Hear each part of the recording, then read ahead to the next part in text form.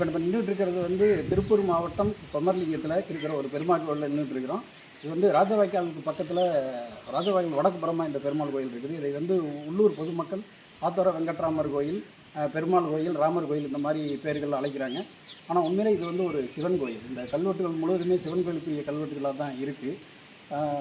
இதை வந்து 1909 மத்திய இந்தியாவினுடைய மத்திய தொழில்துறை படி எடுத்திருக்காங்க. கல்வெட்டுக்கு புறம் படி எடுத்திருக்காங்க. அப்படி படி எடுத்த போதும் இதை வந்து வெங்கடேச பெருமாள் கோயில் அப்படி தான் பதிவு பண்ணி வச்சுருக்கிறாங்க.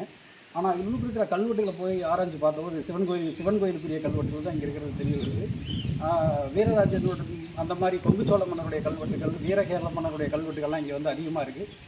எல்லா கல்வெட்டுகளுமே சிவன் கோயிலை பற்றி தான் குறிப்பிடுது. ஒரே ஒரு கல்வெட்டு கூட இது வந்து வைணவ கோயிலை பற்றியான குறிப்புகள் வந்து ஒரே ஒரு கல்வெட்டில் கூட இல்லை. அதனால் இது ஏற்கனவே சிவன் கோயிலாக இருந்திருக்குது அப்படிங்கிறது வந்து சான்று வந்து நமக்கு வந்து கிடைக்குது. இது வந்து கொங்கு சோழ மன்னர் வீரராஜேந்திரனுடைய காலத்தில் பொறிக்கப்பட்ட ஒரு கல்வெட்டு வந்து ஆதிசைவ சக்கரவர்த்தின்னு ஒருத்தர் வந்து சொல்லுது. அது வந்து கருவறைக்கு தென்பகுதியில் இருக்குது. ஆதிசைவ சக்கரவர்த்தி அப்படிங்கிறவர் வந்து ஆதிசைவ சக்கரவர்த்தி, ஆதிசைவ பிராமணர்கள் அவங்கெல்லாம் சைவ கோயிலில் சிவனுக்குரிய பூசனை செய்கிறவங்க. அவங்களுடைய பேர் இதில் வந்து குறிப்பிடப்பட்டிருக்கிறது. ஒரு கொடை வந்து வாங்கினதை ஒரு பழஞ்சலாகை அச்சு, ஒரு 15 பழஞ்சலாகை அச்சு அவன் வந்து கொடை வாங்கினதான செய்தி வந்து அந்த பக்கம் குறிக்கப்பட்டிருக்கிறது. அதனால் அது வந்து இந்த சிவபிராமணர்கள் இங்கே பூஜை பண்ணுறாங்கிறது வந்து உறுதியாகுது. அதனால் இது வந்து வைணவ கோயில் இல்லைங்கிறதும் உறுதியாகுது. கோயிலுடைய உள்பகுதியில் கருவறைக்கு முன்னாடி ஒரு ஆஞ்சநேயர் சிலை வந்து வச்சுருக்காங்க. அது வந்து ஏறக்குறைய 17 அல்லது 12ஆம் நூற்றாண்டு சேர்ந்த சிலை. ஒரு சைவ கோயிலில் ஆஞ்சநேயர் சிலை இருக்கிறதுக்கான வாய்ப்புகள் இல்லை.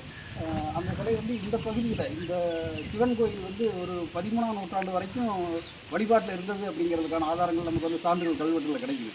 அதற்கு முன்னாடி ஏதோ ஒரு காரணத்தால் இந்த சிவன் கோயில் அழிஞ்சு போனதுனால அது அப்படியே சிதறமடைந்து போயிடுச்சு. அதற்கு பின்னாடி இந்த பகுதியை அந்த பாளையப்பட்டுக்கள் இதை வந்து பெருமாள் கோயிலாக மாற்றுறதுக்கான முயற்சிகள் ஈடுபட்டுருக்காங்க அப்படிங்கிறது தெரிய வந்து, அதனால தான் உள்ளுக்குள்ள 17 அல்லது 12ஆம் நூற்றாண்டை சேர்ந்த ஒரு வாளியில் மணிகட்டி ஆஞ்சநேயர் வந்து உள்ளுக்குள்ள வச்சுருக்கிறாங்க.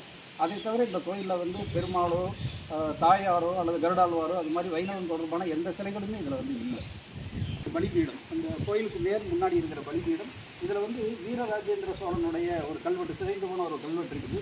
இந்த கல்வெட்டில் வந்து தில்லை மூவாயிரவர் அப்படிங்கிற ஒரு சைவ பிராமணர், ஒரு சிவபிராமணர் வந்து இந்த கல்வெட்டு குறிப்பிடுகிறது. இது வந்து கல்வெட்டு சரிஞ்சு போயிருக்குது. அந்த தில்லை மூவாயிரவருங்கிற சிவபிராமணர் இந்த சிவன் கோயிலுக்கு அளிக்கப்பட்ட கொடைகள் வந்து இந்த கல்வெட்டில் வந்து எழுதியிருக்கிறாங்க.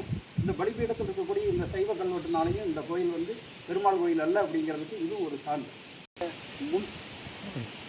இந்த மாதிரி கோயிலினுடைய முன் மண்டபத்தில் இந்த பட்டிகையிலையும் குமுதத்துலேயும், இந்த தென்பகுதி கோயிலுடைய மண்டப தென்பகுதியில் பட்டிகையிலையும் குமுதத்துலேயும் வந்து இருக்கிற கல்வெட்டு விக்ரம சோழனுடைய கல்வெட்டு.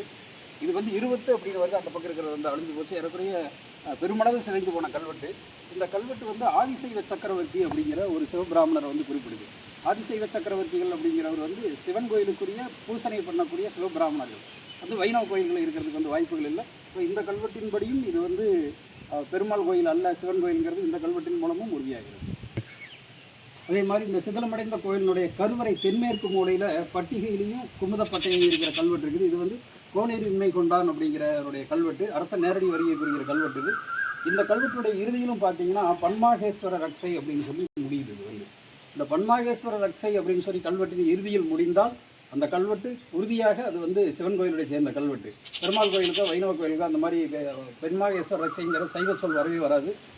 அப்படி பெருமாள் கோயிலாக இருந்திருந்தால் இது சரி வைஷ்ணவ ரக்ஷை அப்படிங்கிற பேர் தான் அது வந்திருக்கும். இங்கே இருக்கிற இந்த கல்வெட்டு பண்ணல, இங்கே இருக்கிற எல்லா கல்வெட்டுமே இறுதியில் வந்து ஸ்ரீ பன்மாகேஸ்வர ரக்ஷை அப்படி தான் முடியுது. அது வந்து சைவ கொடை கொடுத்து சைவ கோயிலுக்குரிய இறுதி மங்கள சொன்னது. இந்த கல்வெட்டில் இருக்கிறதுனாலையும் இது மேலும் ஒரு சான்றாகிறது. இது வந்து வைணவ கோயில் அல்ல, பெருமாள் அல்ல, இது சிவன் கோயில் அப்படிங்கிறது இது மேலும் ஒரு சான்றாகிறது. இந்த கோயில் கருவறையினுடைய வடபுறம் பட்டிகையிலையும் முப்பட்டை குமுதத்துலேயும் இது வந்து கோமுகம் சொல்லுவாங்க, பிரணாளம், நீர் போகிற வழி, கருவறையிலிருந்து நீர் போகிற வழி. அதுக்கு பக்கத்தில் இருக்கிற ஒரு கல்வெட்டு இருக்குது. இது வந்து முழு கல்வெட்டில் வந்து சிதைந்து போன கல்வெட்டு, விக்ரம சோழனுடைய கல்வெட்டு. இந்த கல்வெட்டு ஏறக்குறைய செறிஞ்சு போயிடுச்சு. இது என்ன சொல்லுதுன்னா, இந்த சிவன் கோயில், அதாவது இந்த கோயிலை ஆளுடையார் காத்தாட்கொண்ட நாயனார் அப்படின்னு சொல்லி குறிப்பிடுது. இந்த இடத்துல இருக்குது அந்த வார்த்தை, ஆளுடையார் காத்தாட்கொண்ட நாயனார். ஸோ இந்த கோயிலுக்குரிய சிவனுக்கு பேர் வந்து ஆளுடையார் காத்தாட்கொண்ட நாயனார், காத்து ஆட்கொண்ட நாயனார் அப்படிங்கிறது இந்த சிவனுக்குரிய பேர். அதை இந்த விக்ரம சோழனுடைய கல்வெட்டு சொல்லுது.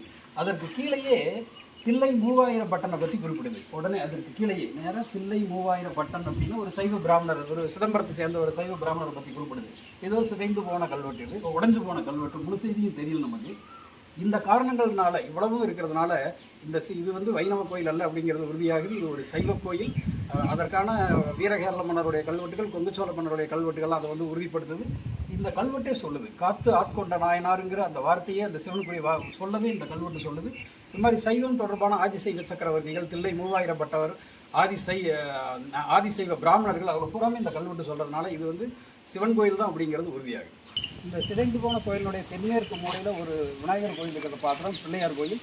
இதை வந்து இங்கே இருக்கிற கல்வெட்டு வந்து அறுவரை ஆத்தத்த பிள்ளையார் அப்படின்னு சொல்லி குறிப்பிடுது. அது வந்து வீரராஜேந்திர சோழனுடைய கொங்குச்சோழ மன்னர் வீரராஜேந்திர சோழனுடைய 21வது ஆட்சி ஆண்டில் 82வது ஆட்சி நாளில் அந்த கல்வெட்டு பொறிக்கப்பட்டிருக்கிறதாக அங்கே இருக்குது. அந்த கல்வெட்டு தான் இந்த கோயிலை வந்து அறுவரை ஆத்த பிள்ளையார் அப்படின்னு சொல்லுது. இந்த பிள்ளையார் எதற்காக எழுப்பியிருக்காங்கன்னா, வீரராஜேந்திர சோழன் வந்து நல்லா இருக்கணும், நலமாக இருக்கணும், அவர் வந்து நல்ல முறையில் ஆட்சி செய்யணும் அப்படிங்கிறதுக்காக இந்த எழுதப்பட்ட பிள்ளையார் கோயில் தான் இது.